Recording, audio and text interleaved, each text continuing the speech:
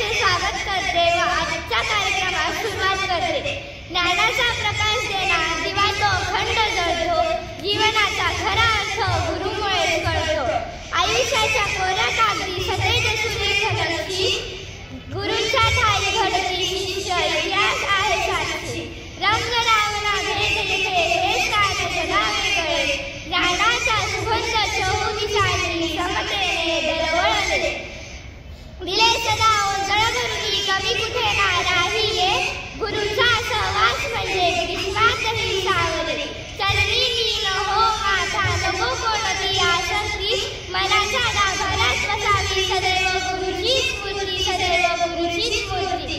विद्यार्थी मित्रांनो, आज 11 नोव्हेंबर मौलाना आझाद यांचा जन्मदिन आपण शिक्षण दिन म्हणून साजरा करतो। यानंतर मी आपल्या शाळेचे मुख्याध्यापक माननीय श्री ठाकरे सर व पर्यवेक्षक माननीय श्री पवार सर यांना विनंती करते की त्यांनी मौलाना आझाद यांच्या प्रतिमेचे पूजन करावे।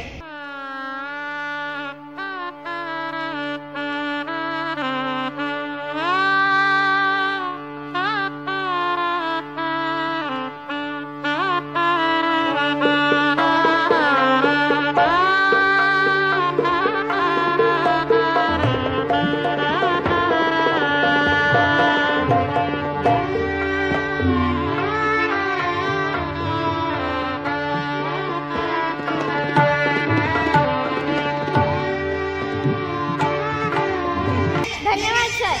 यानंतर आजच्या कार्यक्रमाचे अध्यक्षस्थान माननीय श्री ठाकरे सर यांनी स्वीकारावे अशीही मी त्यांना विनंती करते। धन्यवाद सर।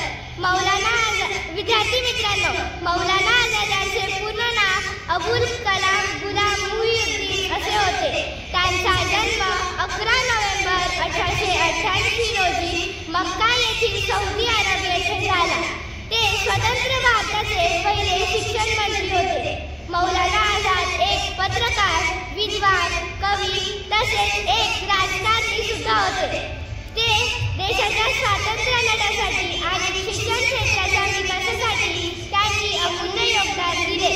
यानंतर मौलाना आझाद यांच्याविषयी अधिक माहिती सांगण्यासाठी येत आहे माझी वर्गमैत्रीण कुमारी अक्षरा पगार। नमस्कार विद्यार्थी मित्रांनो, आज आपण सर्वजण या ठिकाणी एका विशेष कार्यक्रमासाठी जमलो आहोत।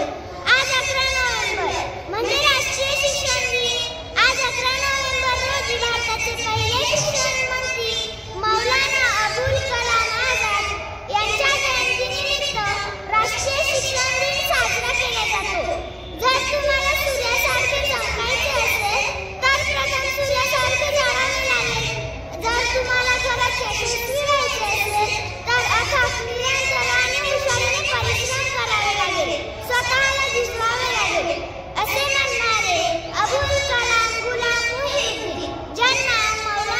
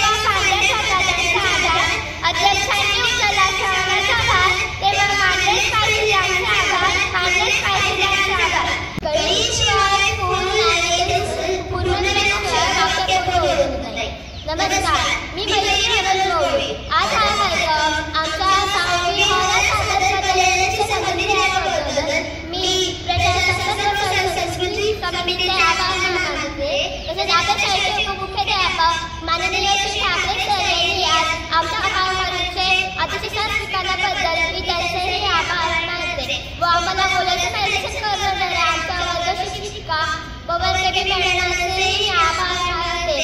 जय जय